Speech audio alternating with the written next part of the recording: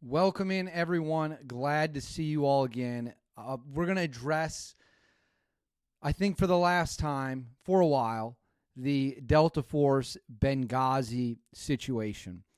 It has been going on for well over a week at this point. It's back in the news after 12 years, and there's a lot to discuss. There's a lot to discuss, and it's a bit tough to know really where to begin.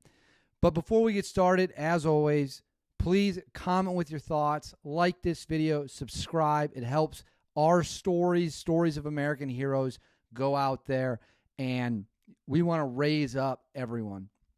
So let's just start at the beginning, and we'll go through, and I'll kind of give my views of the situation as a whole and how I see things, where I want to go from here, where I think we're going to go from here, and all of that stuff. Back in December, the Anti-Hero Podcast, which is hosted by Brent Tucker, Tyler Hoover, Brent Tucker obviously being a Delta Force guy, they took a question from a fan, and he asked if there'd be a Benghazi episode. Benghazi, of course, is the 2012 attack on a diplomatic outpost, consulate, whatever you want to call it, and a CIA annex that was, I believe, roughly a mile away. Ambassador Chris Stevens and 3 other Americans were tragically killed in that attack. Well, Brent said, there's another story out there, essentially. If you've only seen the movie, books, Brent and Tyler both said, if you've only seen the movie or books, maybe there's a side of the story you don't know. Fast forward a couple weeks, that clip blows up. And it sets off some of the GRS, Benghazi guys, and they get very upset. And they almost release statements all at the same time about the book and all this stuff. And they're talking about slander, all this stuff, claims that really are without merit. Let's just be honest. John Tig Teagan, he tweets an address tied to me out for the entire world to see because I politely asked him some questions. He doxed me, or, however you want to say it. And there's been no attempt. Sarah Adams, who I very respectfully multiple times tried to get in contact with. I wanted to hear everyone's side of the story because, as we've discussed here before, I was told in 2024 by a member of the unit who saw the movie with one of the men involved that, you know what? Not really sure that's how it went down. Not really sure that film is 100% accurate. You know who else doesn't think that film's 100% accurate? The United States federal government. Because when it came out, the CIA released a statement saying as much. I just saw a video featuring John Tig Teagan where I believe he said 50 to 60% of the movie. It's a Michael Bay film. It is a Michael Bay film. It is not a documentary. That's important to keep in mind. Back to Sarah Adams. I reached out to Sarah Adams, I believe twice, maybe 3 times, but certainly at least twice. And I asked, hey, you've made some serious claims. Well, I'll just pull the messages up. I don't know why we have to, let's just pull them up so that there's absolutely no confusion whatsoever about what's going on. So she tweets, the Delta boys actually called the terrorist who set up the mortar strike for help. If we're going to start exposing things, let's be honest. She also claimed that their award citations were, highly exaggerated, essentially. I messaged her because it's the right thing to do to get everyone's side of the story who is making public claims. And I say, can you expand on this at all?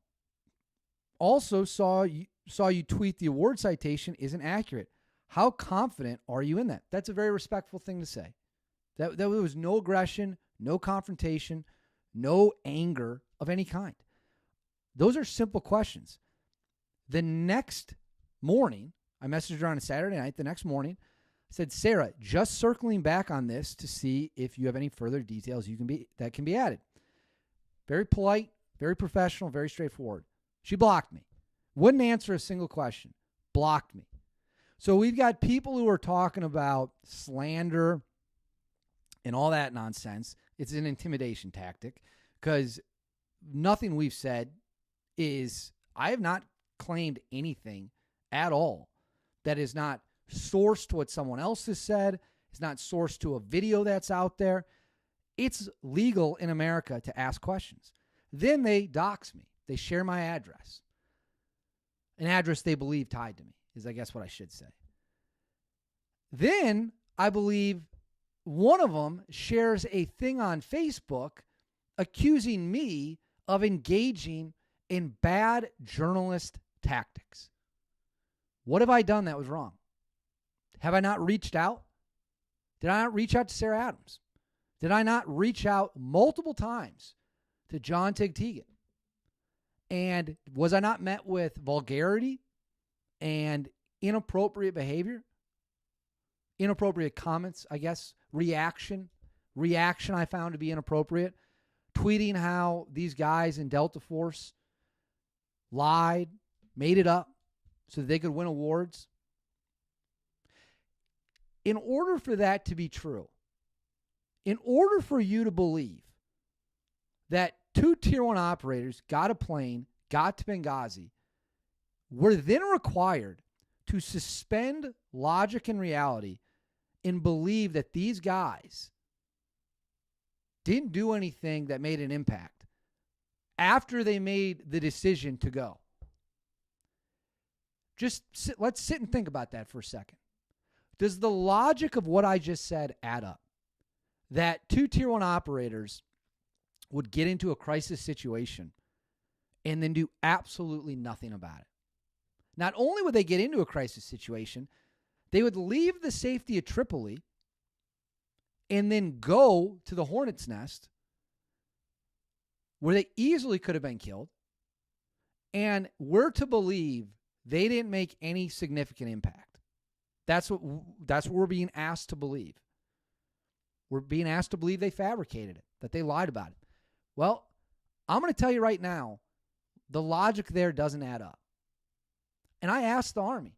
I asked Army Special Operations Command if they stand by these 2 operators. Yes, we stand by them. That was the answer I was given. And they stand by the review process of the 2 medals those 2 men were awarded. I think that this situation is spiraled out of control because instead of answering basic questions, you're accusing people of lying. What did they lie about? You're accusing people of fabricating stories. Okay, what'd they fabricate? Seriously.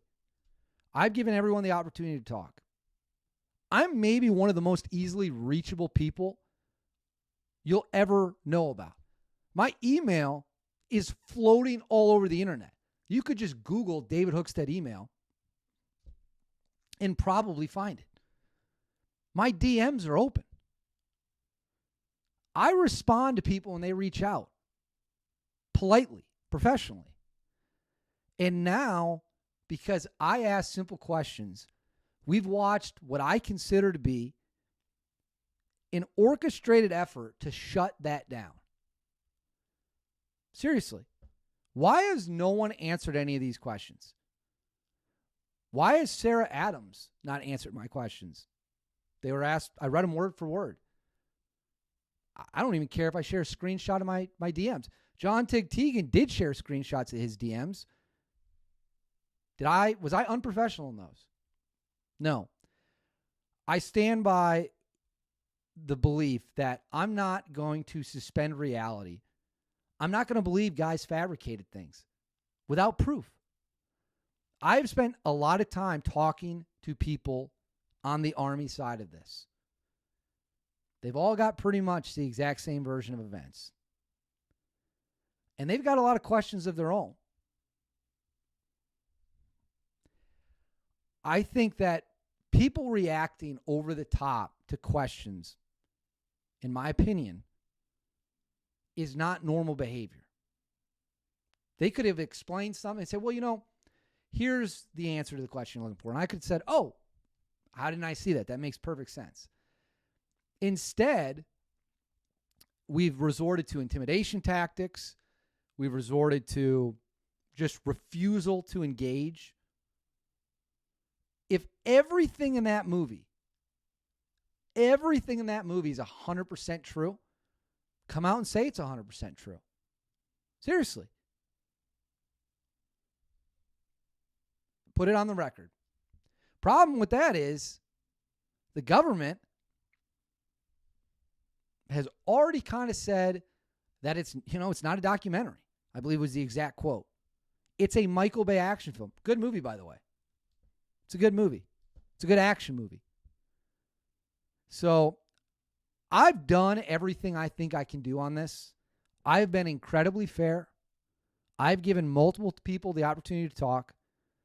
I do want to give a thank you to some. I'm not going to say their names because I know they don't want to be involved, but I give a huge thank you to some people that have reached out with,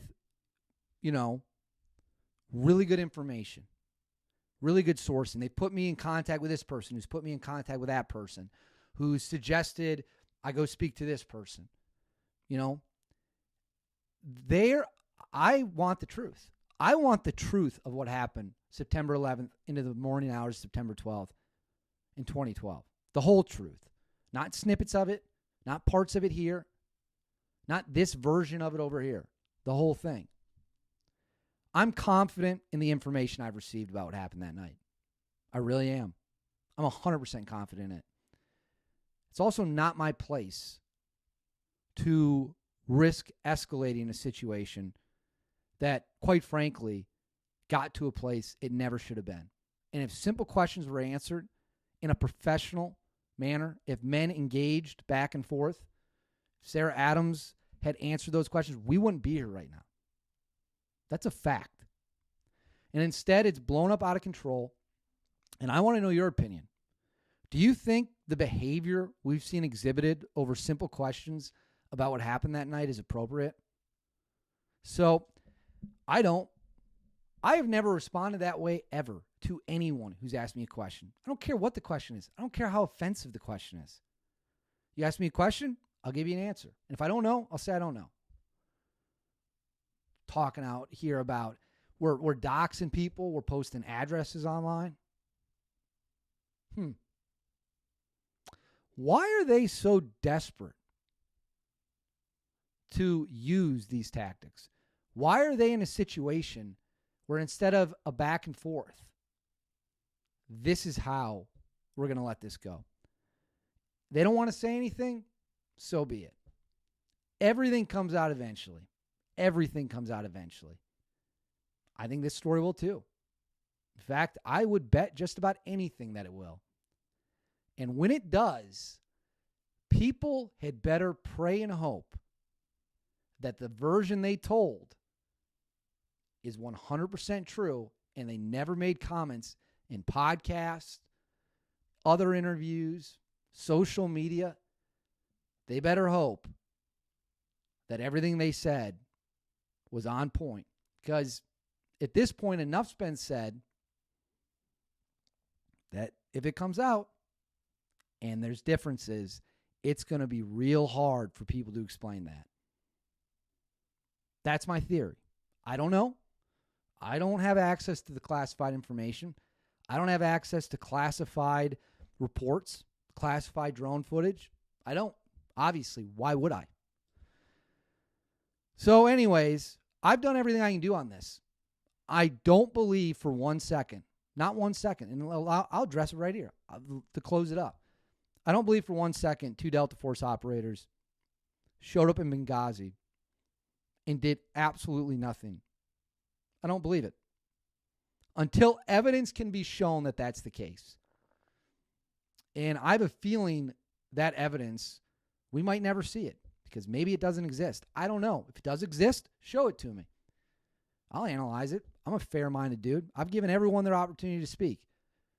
Problem is, we've got accusations that have now been made, and it's serious allegations. Allegations of fabricating war stories. That's as bad as it gets. So that's where we leave it. I am out of the Benghazi Delta Force situation, I feel like I've talked to everyone I need to talk to. I've given everyone I want to speak to the opportunity to speak. We got one side that, I will be honest with you, has not handled it well. They seem very angry. And we have other people I've talked to who have been nothing but respectful, professional, and have brought really good information, really good context. And they did it in a professional manner. I'll leave it there. I'll see you all next time. If you liked what you saw this video, please like and subscribe. But most importantly, put in the comments. I want to know right now in the comments, do you think 2 Delta Force operators showed up from Tripoli and did nothing? Let me know in the comments, and hopefully this situation comes back down and we can all start acting like respectable people willing to engage in dialogue. I'll catch you all next time.